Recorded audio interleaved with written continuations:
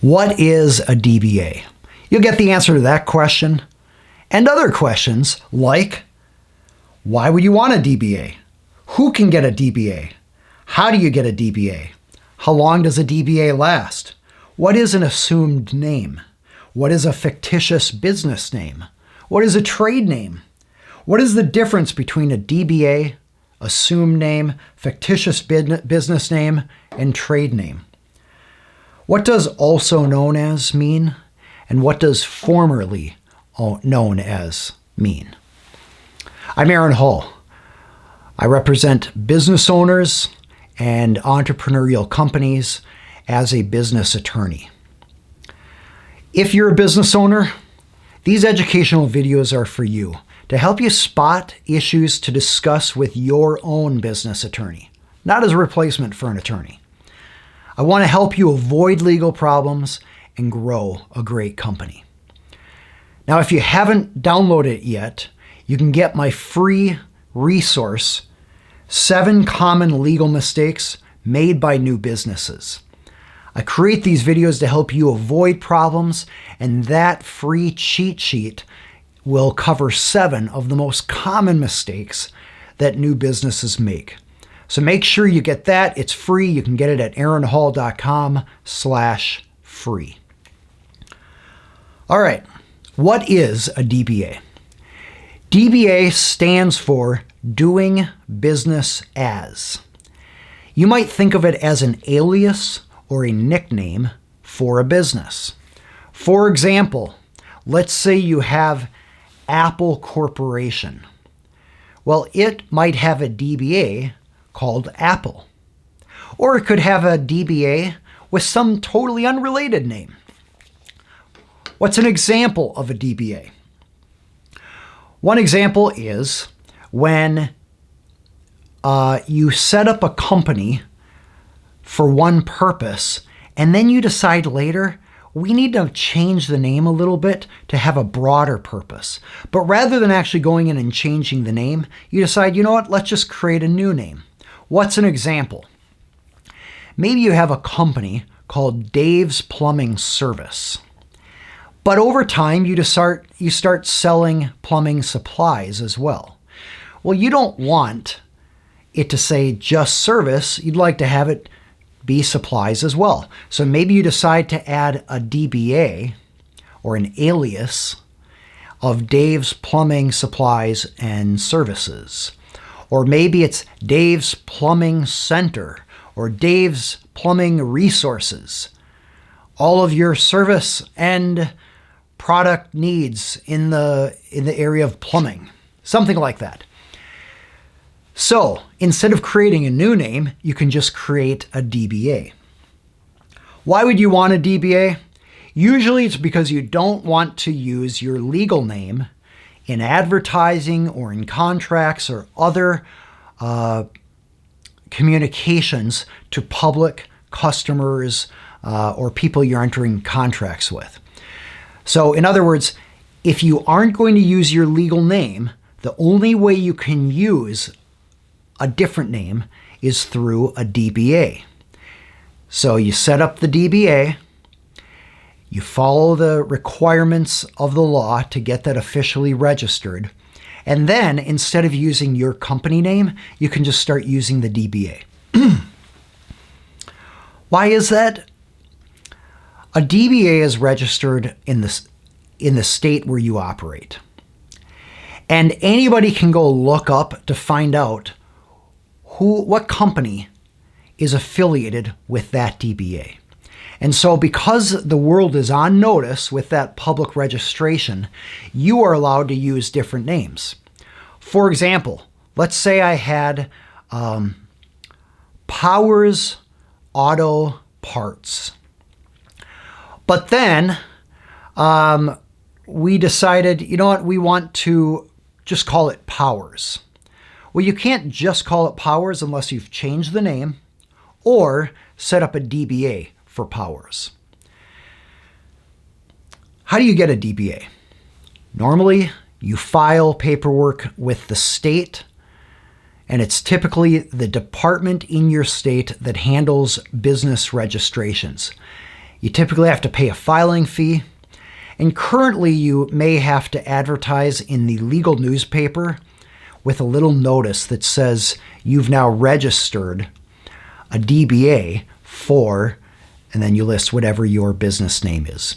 The idea there is that the world is on notice, both with the public registration as well as the advertisement in the newspaper.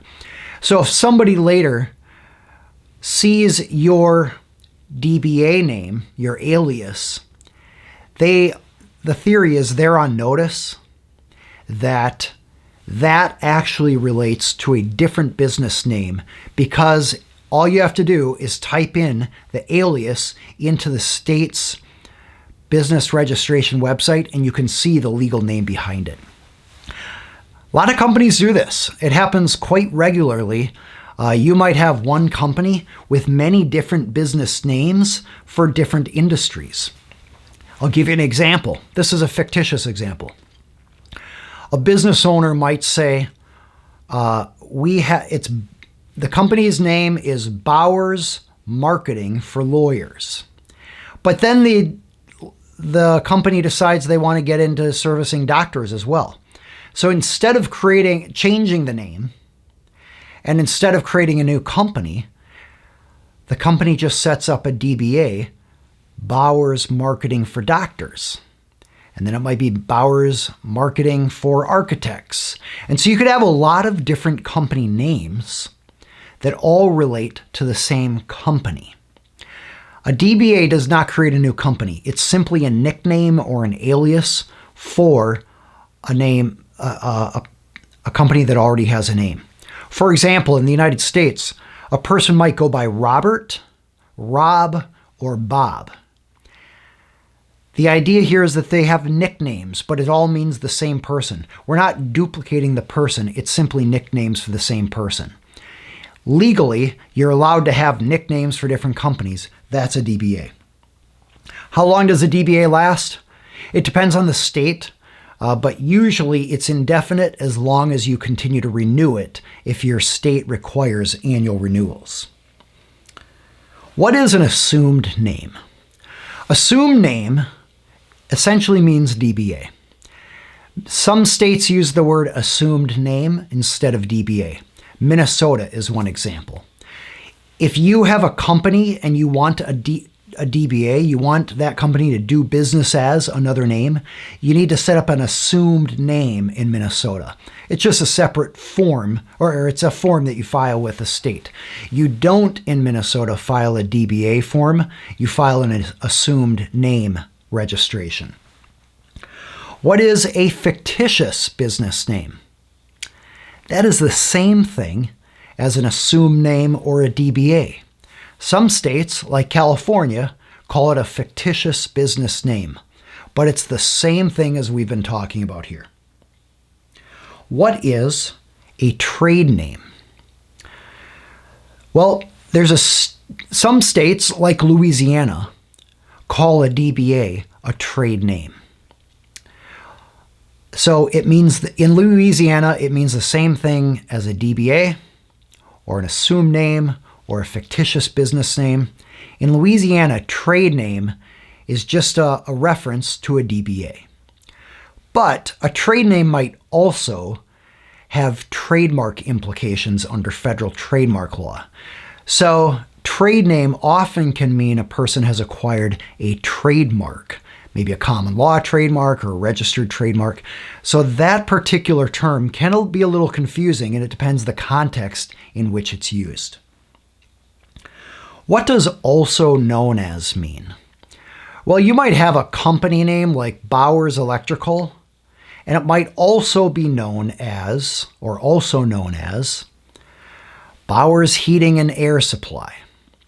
So in other words, also known as is just another way to reference that there's a company and they have a fictitious name or a DBA or an assumed name or an alias.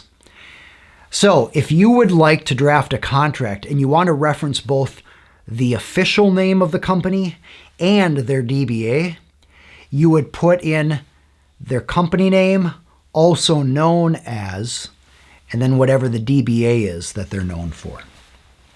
What does formerly known as mean?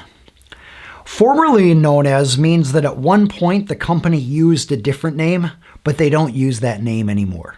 Maybe it's because the company's out of business. Maybe the DBA registration expired.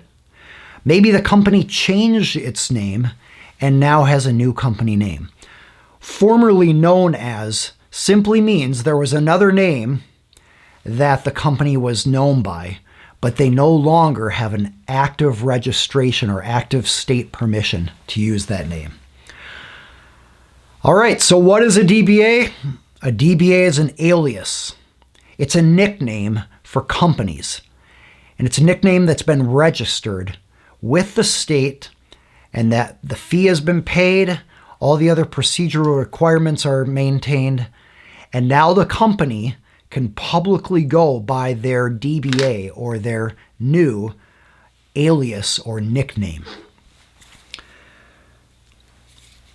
If you found this helpful and you'd like more educational videos like this, feel free to subscribe to this channel. If you didn't yet get a copy of the 7 common legal mistakes made by new businesses, you can get it at aaronhall.com/free. That's AARONHALL.com/FREE.